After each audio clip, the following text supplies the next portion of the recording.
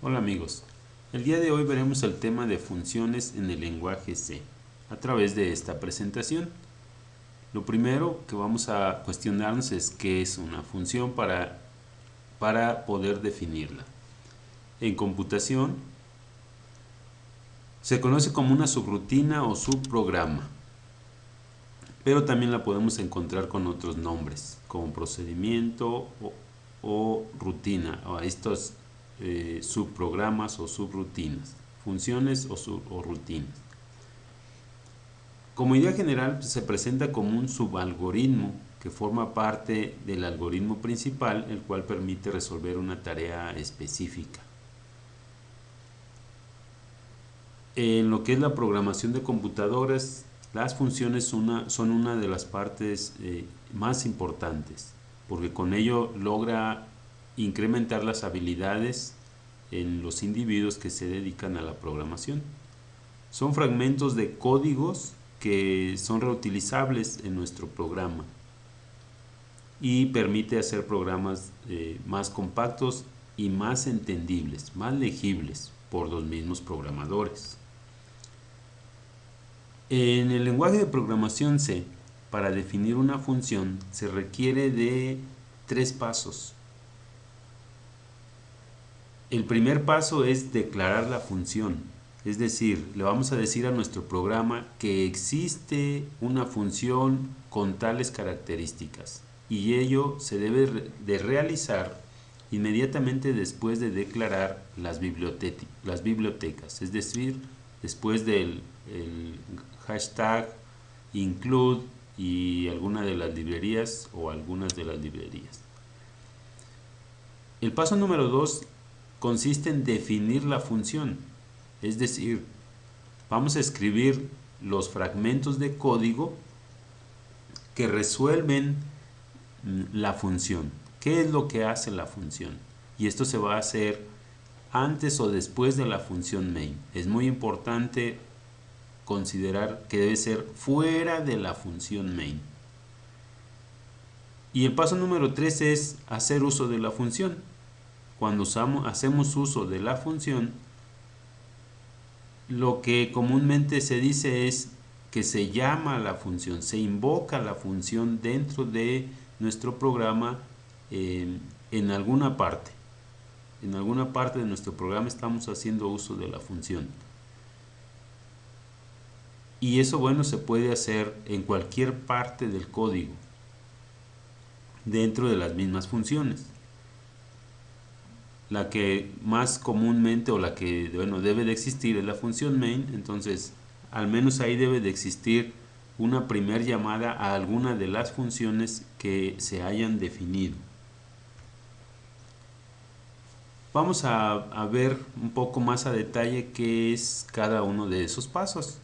El paso 1, que es declarar la función, se refiere a que debemos indicar solamente las entradas, el nombre de la función y las salidas de la función o salida de la función.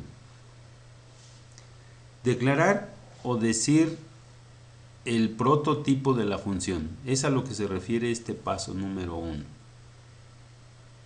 Como ejemplo, decimos que queremos nosotros declarar una función que imprime cada vez un carácter.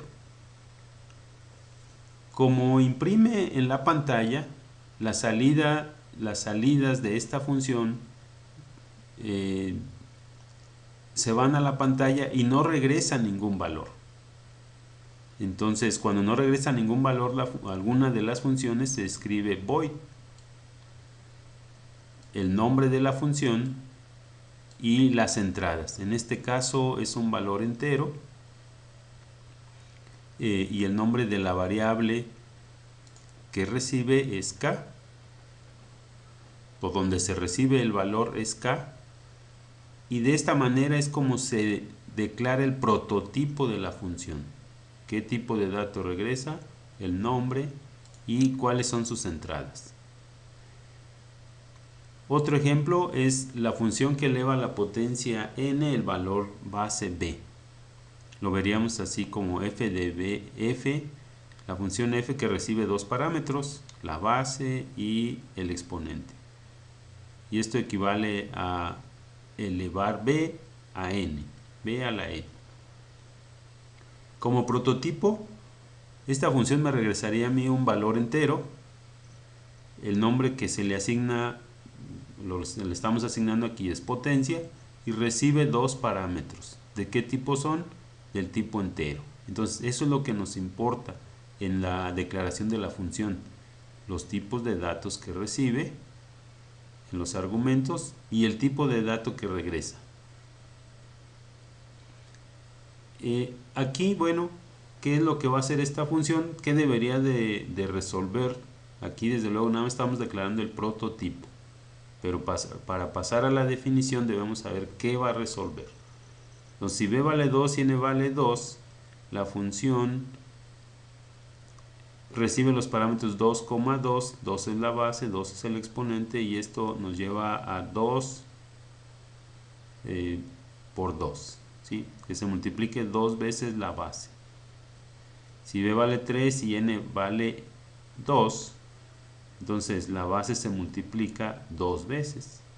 Si b vale 10 y n vale 3, la base se multiplica 3 veces. Si b vale 2 y n vale 10, entonces la base, que es 2, se multiplica 10 veces. Estos son los resultados que nos debe arrojar nuestra función para esos argumentos de entrada a nuestra función. El paso 2, que corresponde a definir la función, que es en donde vamos nosotros a especificar con código del lenguaje qué es lo que hace la función. Para ello vamos a requerir de lo que se conoce como la estructura básica de una función en el lenguaje. En nuestro caso de C, la estructura básica de una función corresponde al tipo de dato que regresa. El tipo de dato que regresa, tenemos las opciones de colocar en esta parte los 4 tipos básicos, al menos hasta este momento, del lenguaje, que son los enteros, o los char, o los doubles, o los float. Después de un espacio colocamos el nombre de la función que nosotros le queremos dar a esta definición o a esta función, o lo que declaramos en el prototipo, en el paso anterior. El nombre de la función, recordemos que no pueden ser palabras reservadas, ¿sí? Y no se pueden repetir nombres de función en el mismo programa. Paréntesis que abre, los argumentos que recibe, paréntesis que cierra, llave que abre, llave que cierra. Entre estas dos llaves se encuentra lo que se conoce el cuerpo de la función. Y el cuerpo de la función se constituye por las instrucciones del lenguaje que logran la definición de la función, lo que debe hacer o lo que debe calcular. Después existe la instrucción de return valor, que debe de corresponder el tipo de dato de la variable valor, debe corresponder al tipo de dato que regresa mi función. Pero si el tipo de dato que regresa es void, no debe existir entonces esta línea de código, porque, bueno, al menos aquí con void, lo que vamos es, no va a regresar ningún valor. Vamos a ver aquí el ejemplo, cómo el tipo de dato que regresa a mi función lo puedo yo en la estructura básica sustituir por el int, que es uno de los tipos básicos del lenguaje. El nombre de la función, estamos poniendo aquí imprime cabezas, paréntesis que abre, los argumentos, en este caso son 2 argumentos, un entero que define a la variable k y un tipo char que define a la variable c. Paréntesis que cierra, llave que abre, y dentro del cuerpo de la función se encuentran las instrucciones, que en este caso lo que va a hacer estas instrucciones es imprimir K veces el carácter C. Entonces en este ciclo se imprime este carácter K veces. El paso número 3 es llamar o invocar la función, y a lo que se refiere es a utilizar la función en alguna parte de nuestro programa. El llamado no se debe especificar, en el llamado de las funciones no se debe especificar el tipo de datos de los argumentos o del valor de retorno. Por ahí luego es una confusión muy frecuente en las personas que inician a programar. Cuando se llama o se invoca una función, no debo especificar aquí el tipo de dato, si va a enviarse un entero o un char o un double. Puedo mandarlo a través de variables o a través de valores directamente aquí en las funciones, como lo estoy haciendo en estos dos ejemplos. Llamo una función que se llama imprime K veces, estoy colocando aquí 10, o también puedo llamar una función que sería esta otra versión de la función. No, recuerden que no pueden repetirse los nombres. Este recibe un solo argumento, este recibe dos argumentos. Entonces deberían ser dos funciones distintas. Veamos entonces un ejercicio, un primer ejercicio. Una función sumar tres números. Entonces vamos a implementar un programa que hace los siguientes pasos. Le pide al usuario tres números o tres valores, calcula la suma de los tres valores obtenidos en el paso número 1. Esto lo vamos a hacer a través de una función. Vamos a imprimir los tres valores y el resultado de la suma, y si alguno de los valores es menos 1, terminar el programa. De lo contrario, vamos a regresar al paso número 1 para continuar pidiendo valores, calculando la suma, imprimiendo los resultados. Esto lo vamos a hacer con la finalidad de introducir aquí el concepto o la definición de un ciclo infinito. Lo primero que vamos a hacer es escribir la estructura básica de un programa, que sería el include, el main, la definición de la función main, y dentro colocamos cómo se piden tres valores, cómo solicitamos tres valores del teclado. Necesitamos tres variables. En este caso estoy colocando variables del tipo flotante. Vamos a manejar también números reales. Entonces, con la llamada a la función scanf, que se encuentra definida dentro de la librería stdio, aquí estamos haciendo uso de la función scanf, lo que es el paso número 3 en la definición de funciones, ¿verdad? Que es invocar o llamar la función. ¿Qué argumentos recibe? Pues un formato, que es la lectura de tres valores reales, y las variables donde se van a almacenar esos datos, con el operador ampersand, que indica el paso de dirección de memoria o referencia de las variables en las cuales voy a almacenar la información. Calcular la suma de los tres valores obtenidos mediante una función. Entonces, declaramos o escribimos aquí el prototipo de la función. ¿Qué nos va a regresar? Pues como resultado la suma de estos tres valores.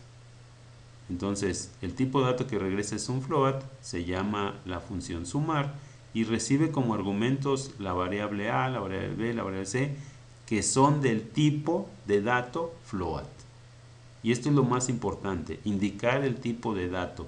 Los nombres de las variables podemos cambiarlos, pero el tipo de dato que se especifica en los argumentos es lo más importante. Con eso cumplimos con el paso número 1, que es declarar la función. Ahora, en la definición de funciones, el paso número 2 es definir la función, el código que resuelve el significado de la función. Entonces,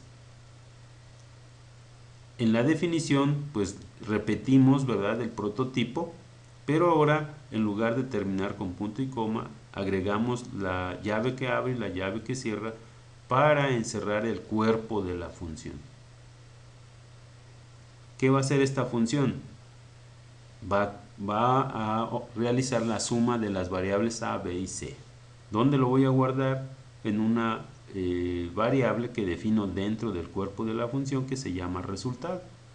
¿Sí? Entonces declaro una variable resultado, ahí le asigno la operación aritmética, ¿verdad?, de la suma, y como retorno es el resultado, que es del mismo tipo de dato que regresa la función.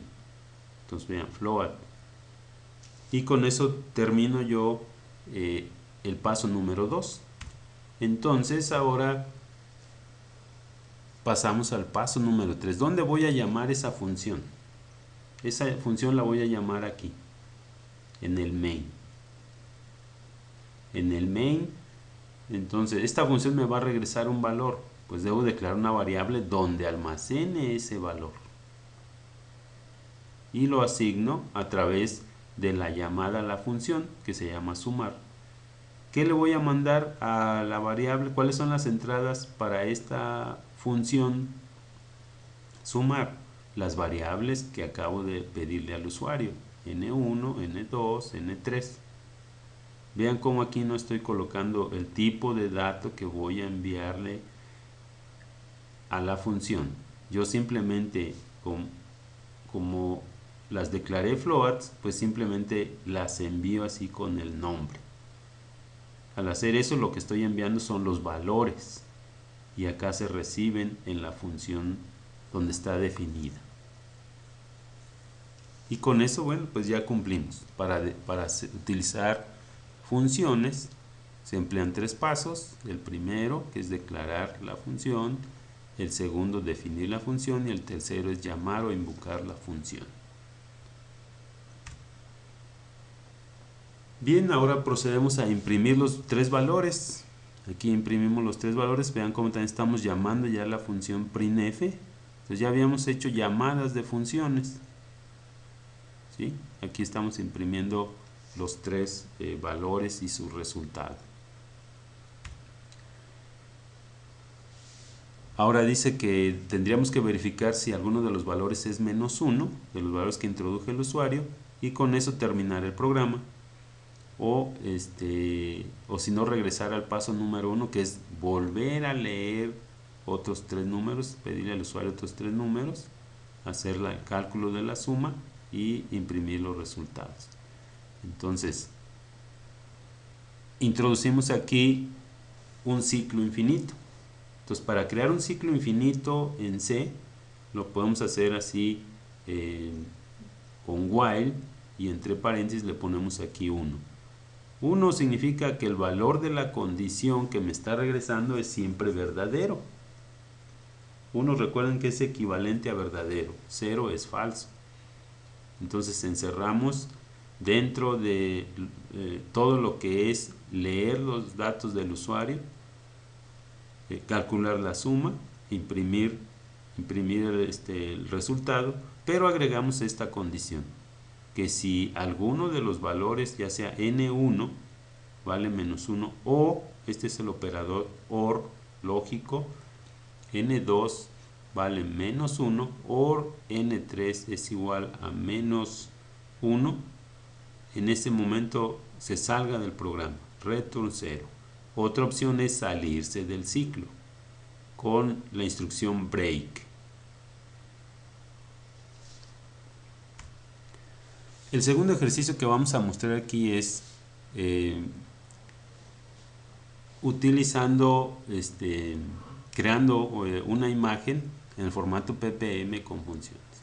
Entonces, hacer un programa que implemente el siguiente procedimiento. Número 1. Pide al usuario los valores ancho y alto de una imagen e imprime el encabezado de una imagen del formato ppm.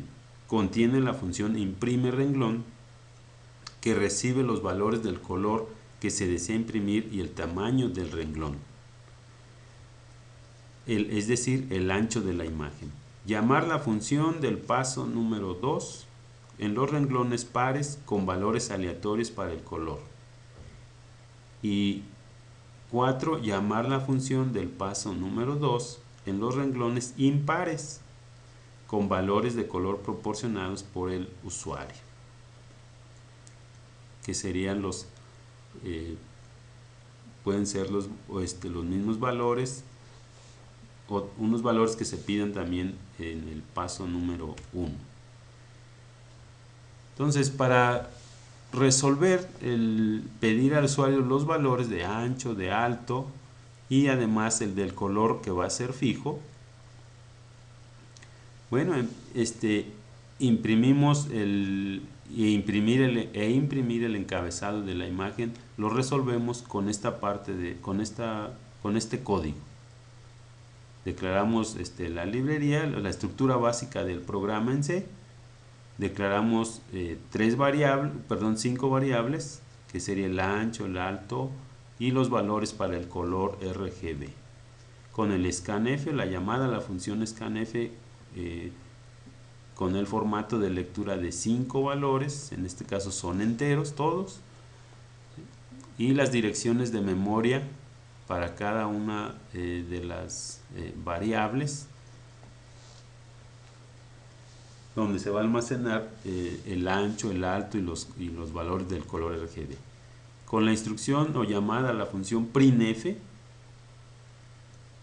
con este formato, imprimimos el encabezado de la imagen en el formato ppm. P3, diagonal N, para indicar que es una imagen a color. Estos 2% D corresponden al ancho y al alto de la imagen y la escala de colores. El paso número 2 es escribir la función que imprime un renglón.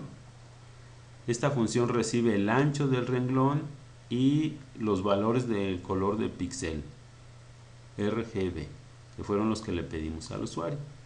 Entonces, primer paso, declarar la función o el prototipo de la función. ¿Qué va a regresar esta función? No va a regresar nada. Ella simplemente va a imprimir los valores del rojo, del verde, del azul. ¿Cuántas veces? Pues ancho veces. Y ahí está el paso número 1, el prototipo de la función. El paso número 2, definir lo que hace la función. El paso número 2 es copiarnos el prototipo y agregarle cuerpo a la función. ¿Qué va a hacer esta función? Pues va a imprimir A veces, o el ancho veces del renglón, los valores de color para dibujar un píxel, que es el R, el G y el B. Vean cómo aquí hice intencionalmente el cambio de nombre de variables para señalarles o indicarles que aquí lo que importa es el tipo de dato que recibe la función, y los nombres de variables pueden ser diferentes, ¿sí? O deben ser diferentes acá en el prototipo y diferentes en la definición. Lo más importante es el tipo de dato que recibe. Los nombres de variables pueden cambiar. Por legibilidad deberían de ser los mismos, pero quiero que vean que es posible hacer colocar nombres diferentes de variables. Entonces aquí lo que hace la función es simplemente imprimir A veces estos 3 valores, y con eso se resuelve el paso número el paso número 2, ¿sí? Para definir la función imprime renglón. Entonces procedemos a llamar la función, ¿sí? Llamar la función. ¿Cuántas veces? Pues decíamos que hay que ver los renglones pares y los renglones impares. El alto de la imagen está almacenado en la variable alto, por lo tanto declaramos aquí un ciclo donde vamos a ir llamando la función imprime renglón ¿sí? Con el ancho. El primero es con números aleatorios. El primer llamado es con números aleatorios y el segundo son con los valores que proporcionó el usuario. Para saber si son pares o impares, utilizamos el operador de módulo J módulo 2. Si esto es 0, quiere decir que son el valor es par, por lo tanto estamos en los renglones pares, y acá, y si no, pues son los renglones impares. La J la empezamos en 1, pero lo terminamos en menor o igual que alto. Con eso, la salida que vamos a tener de la imagen, si ejecutamos nuestro programa de esta forma, dentro en Linux, con estos parámetros, este es una posible salida. Recuerden que este color es fijo, pero los otros son aleatorios y va a depender de la máquina. Muchas gracias.